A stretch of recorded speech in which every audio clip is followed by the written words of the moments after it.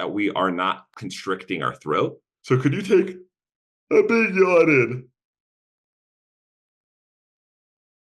That doesn't feel like a yawn. Trying to raise up your soft palate. If we drag our tongue, we have right behind our teeth, we have a bumpy part of our mouth called the alveolar ridge. Then we have a hard palate. And then way back, we have the velum, the soft palate. And that's going to be the part that moves up and down. And we really want to stretch that back part of our mouth. That's going to open up our glottis.